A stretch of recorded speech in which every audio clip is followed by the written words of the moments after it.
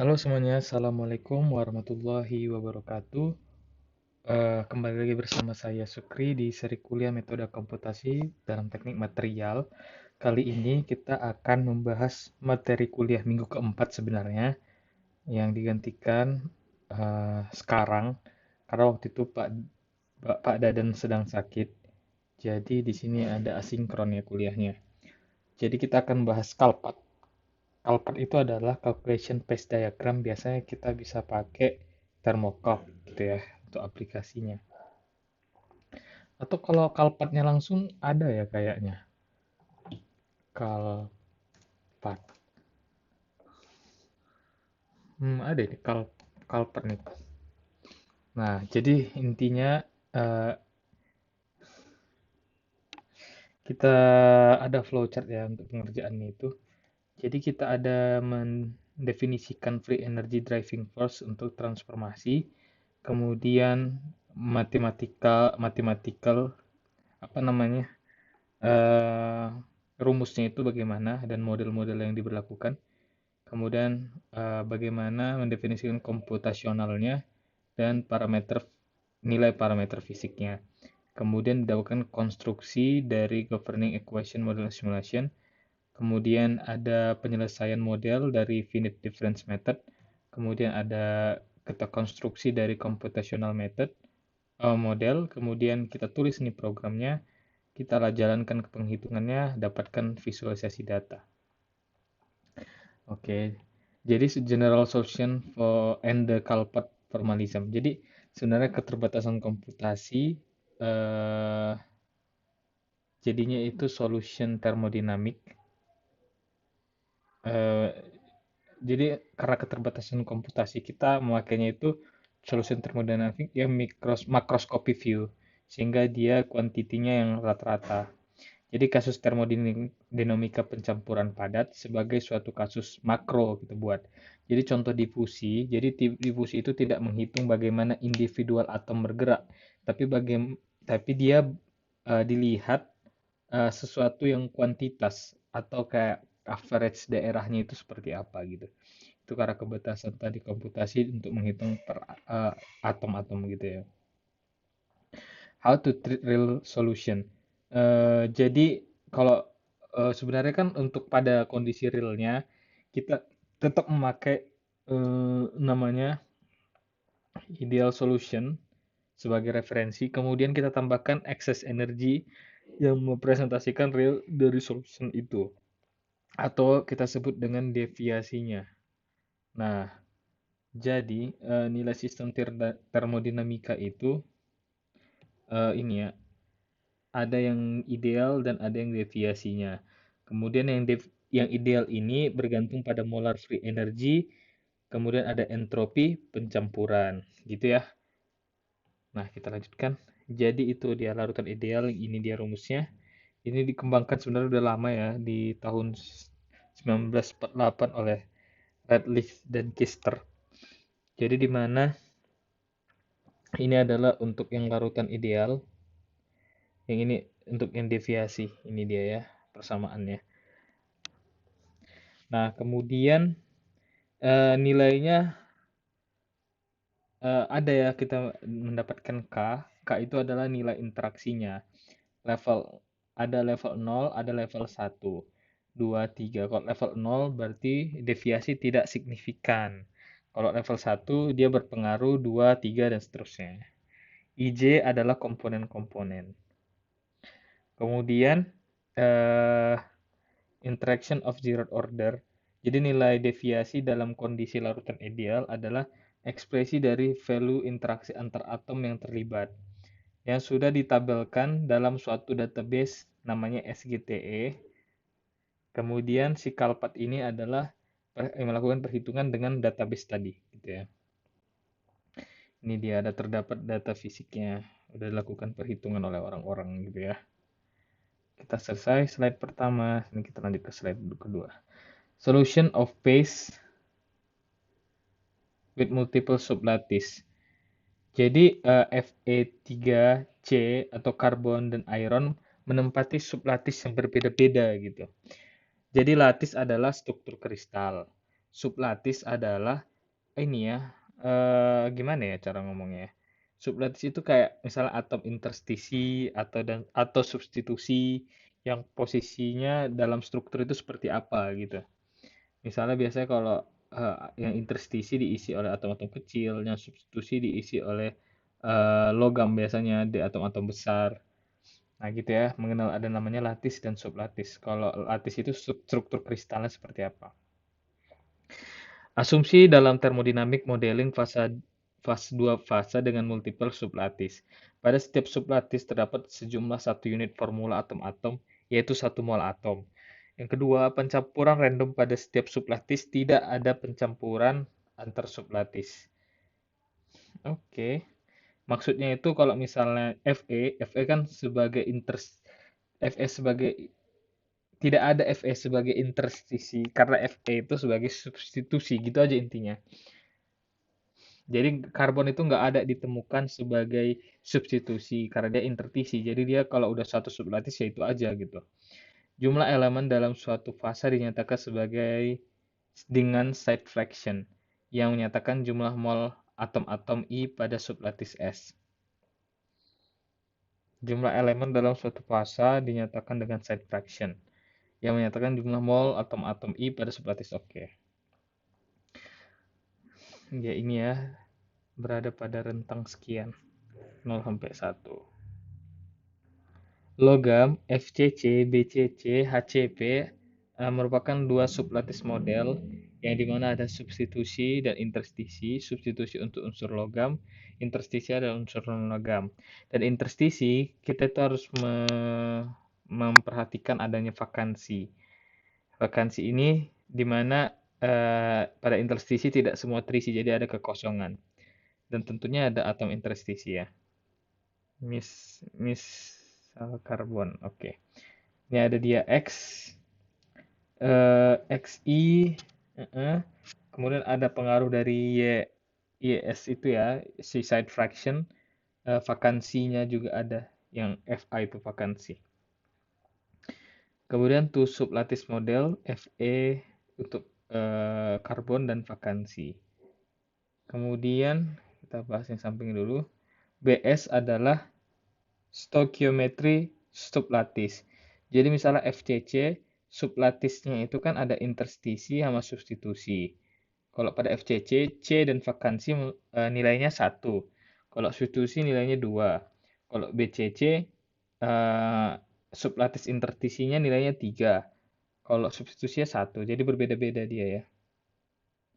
Kemudian dengan penggabungannya tadi yang Gibbs FCC sama Gibbs Alpha M ini dimana dilakukan perhitungan pada Kalpat ya, dari database SGTE dengan memperhitungkan molar free energy tiap komponen fase dalam kondisi murni, entropi pencampuran, sama excess free energy sebagai deviasi. Dimanfaatkan database untuk melakukan perhitungannya. Ini ada magnetic excess energy. Jadi energi Gibbs, excess energy Gibbs atau Gibbs yang berlebih tadi, physical effect taken into account for deviation from ideal solution. Jadi ada juga ini pengaruh dari dua ini ya, dua kondisi di atas temperatur Curie dan di bawah temperatur Curie. Kemudian perhitungannya dapat lihat pada slide seperti itu. Kemudian finite difference discretization. Jadi ini penjelasan secara numerik itu seperti apa gitu. Nah, jadi diskretisasi adalah merubah permasalahan yang bersifat awalnya kontinu menjadi permasalahan yang punya jumlah titik-titik tertentu gitu. Bayang ya. Misalnya, ada dua persamaan. Misalnya transformasi fasa dan mekanisme yang terkait transformasi fasa, contohnya difusi. Ingat ya, misalnya ada transformasi fasa dan mekanisme yang terkait transformasi fasa, contohnya ada difusi. Jadi, mereka itu harus diselesaikan secara numerik. Nah, kita convert dari yang pertama persamaan kontinu menjadi diskrit. Sehingga nilai fasa dia itu berubah-ubah tiap posisinya gitu. Nilai jadi tadi Lanjutkan ke sini. Nilai penyelesaian hanya pada sejumlah grid point tertentu pada domain. Oke, mungkin agak susah ya dimengerti, tapi nggak apa-apa. Kita coba lanjutkan dulu ya. Nah, jadi ada jarak. Jadi jarak ini sebenarnya kan ada jarak A pada X dan B pada Y. Pada pada jarak tertentu, misalnya eh, ini delta X ini, kita pengen A-nya misalnya berapa, kita pengen jadi berapa titik-titik yang kita ambil gitu. Begitu juga Y. Y itu misalnya panjangnya B, berapa titik yang kita ambil jadi Y. Kita dapat lah nanti. Nanti ada kayaknya perhitungannya itu. Misalnya ini aku punya 100 cm. Misalnya 100 cm. Aku pengen 10 kali gitu. Berarti jaraknya ini berapa? Kan 10 berarti ya per ininya.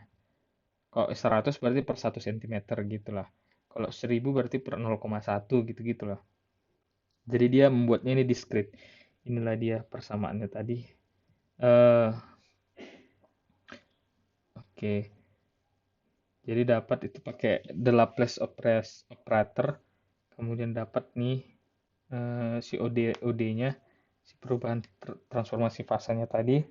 Ini kan kita pakai jarak pada X, kita cari pada Y gitu. Berbeda-beda dia sistem dalam dua dimensi yang kita pakai sekarang ini. Kemudian yang ini lanjutannya ini hanya untuk menghilangkan kurungnya yang lebih ini. Lebih nggak sederhana juga sih, tapi ya dijabarin aja gitu. Misalnya dengan fasa terhadap waktu ini ya. Fasa terhadap waktu. Dibagi-bagi jarak antar waktu eh, dengan dievaluasi setiap eh, beberapa jarak gitu atau beberapa waktu. Misalnya nih sama kayak tadi. Misalnya TN-nya 3 jam, N-nya ininya per 3 menit. Berarti N-nya itu 3 jam per 3 menit. Atau kita dapat N-nya berarti delta T-nya kita tahu berapa gitu. Ini dia. Sudah kita dapatkan rumusnya. Kemudian ada OD per meter terhadap waktu, inilah dia tadi yang discrete-nya ya. Oke. Kemudian ini ada numerical solution of the diffusion equation. Jadi kan kita ada yang profil komposisi terhadap jarak yang ini ya. Terhadap jarak, ini dia. Terus ada flux juga, ini kan flux ya. Flux berarti D itu apa?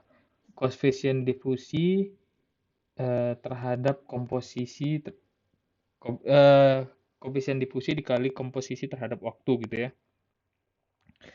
Ini dia dapat nih yang discrete-nya. Kemudian persamaan komposisi waktu, flux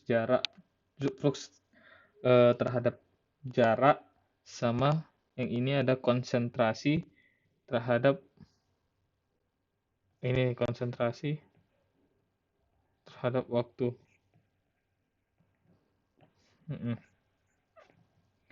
Ini bentuk dalam discrete-nya ini.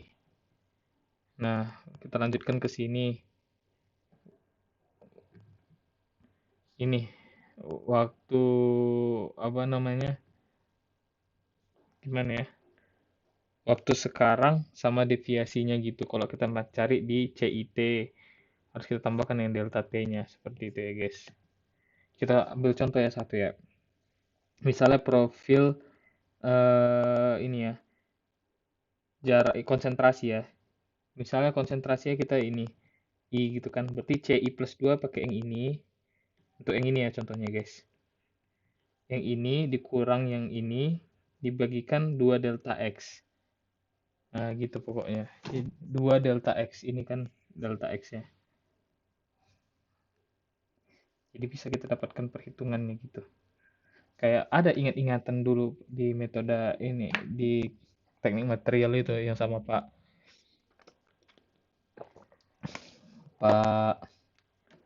aduh kok lupa ya namanya, Pak Satrio gitu.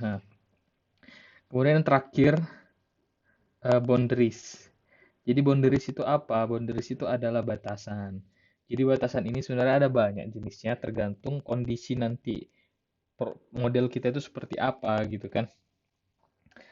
Nah, misalnya ini ada kondisi Newman. Jadi Newman condition itu adalah jaraknya itu sama sih. Misalnya perubahan fasanya itu sama terhadap yang plus satunya gitu. Misalnya di sini sama yang ini. Gitu. Itu si Newman. Misalnya yang ini sama yang ini. Gitu, itu dia. Itu namanya Newman. Atau yang ini, aduh sorry. Atau misalnya yang ini sama yang ini. Gitu dia, plus plus satu. Nah, sedangkan kalau misalnya si periodic condition ini, dia min satu kebalikannya. Misalnya yang ini jadi yang ini. Oke? Misalnya yang ini di sini jadinya di sini. Aman? Nah, kayak gitu dia.